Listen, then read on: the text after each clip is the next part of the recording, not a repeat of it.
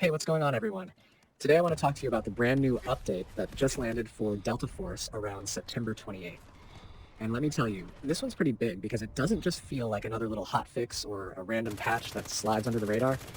It actually brings in a full-on season, some balance adjustments, bug fixes, rewards, and a new wave of content that makes the game feel fresh again, especially if you've been grinding for a while and maybe started feeling like things were getting a bit too predictable. So here's the deal. This update wasn't just quietly slipped in, it came with a whole seasonal theme called War Ablaze.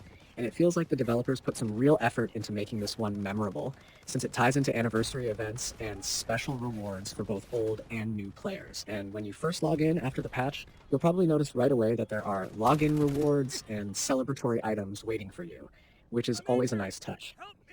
Now, something that I really appreciated is that the rollout didn't come with a crazy amount of downtime like some games do, where servers are down half the day and you're just sitting around waiting. Instead, it updated and came back online pretty smoothly. Though the team did recommend that if you ran into any hiccups or weird glitches, a quick restart of the client usually cleared things up, which was helpful for people on PC, console, and even mobile. What's interesting is how this patch lined up across platforms, because sometimes Delta Force content can feel a little staggered, depending on where you're playing, but this time there was even a console patch. Some players saw it as version 1.037.105, and that patch basically made sure console users were getting caught up with everything PC players were seeing, so everyone could jump into War Ablaze at roughly the same time. And that kind of cross-platform parity is a huge deal if you've got friends spread across different devices and you want to squad up without feeling like someone's missing out on the new stuff.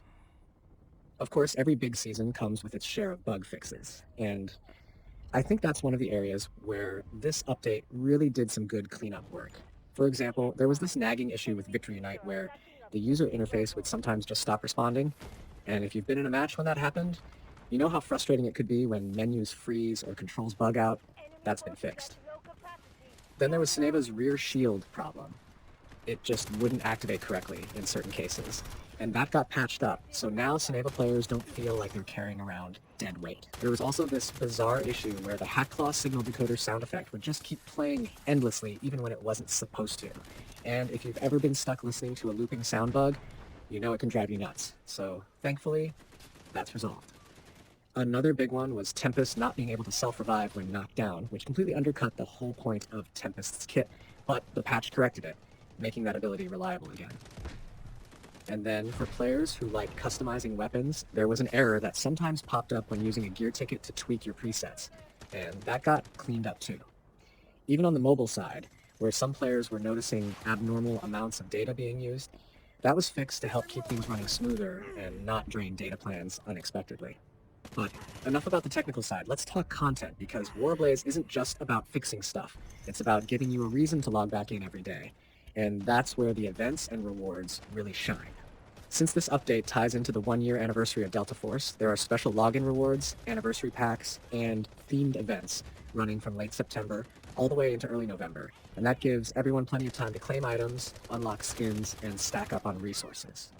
It's always cool when a game uses an anniversary, not just as a marketing milestone, but as a way to thank the player base with free stuff.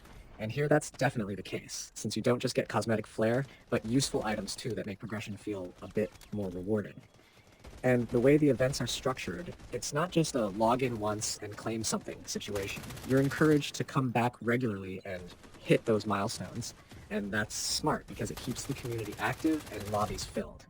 What I really enjoy is how the seasonal update is framed around this big thematic push. And while the developers could have just done the bare minimum with new skins, they went ahead and tied it into a sense of narrative and world building. You can see it in the way new maps are introduced and in the operators and weapons that dropped with the season. It's like they're pushing the identity of the game forward rather than just adding random filler. And that makes the whole experience more cohesive, almost like you're stepping into a new chapter rather than just patch 1.0 or whatever. And that's important for keeping long-term players invested, because it gives you something to anticipate, not just grind. Speaking of maps, having new environments to fight in always changes the flow of matches, because even if you're a veteran and you know all the little tricks and angles on older maps, stepping into a new space levels the playing field a bit and forces everyone to experiment. It's in those early days of learning a map that the most creative plays happen, and that energy is so much fun to be a part of. And if you're on the competitive side of things, this is when you can actually get an edge by learning rotations and power positions before the general player base does. The update encourages that exploration and experimentation, and it's one of the best parts of any new season. Now, for the weapon additions and balance tweaks, those are always hot topics because players care a lot about how their loadouts perform. While this update didn't completely overhaul the meta, the introduction of new weapons and adjustments to abilities means you've got to stay alert. For example, if you were used to running into certain operators that had exploitable weaknesses before, some of those weaknesses might now be fixed, so your old strategies might not work anymore. On the flip side, maybe a character you used to avoid because they felt underwhelming is now much more viable, and that opens up fresh possibilities for your squad composition. Balance patches like this don't always get as much hype as new cosmetics or flashy trailers, but they're the backbone of keeping the game fair and competitive. And while I know some people only care about the big flashy content, the truth is that a smooth and stable game makes all the difference.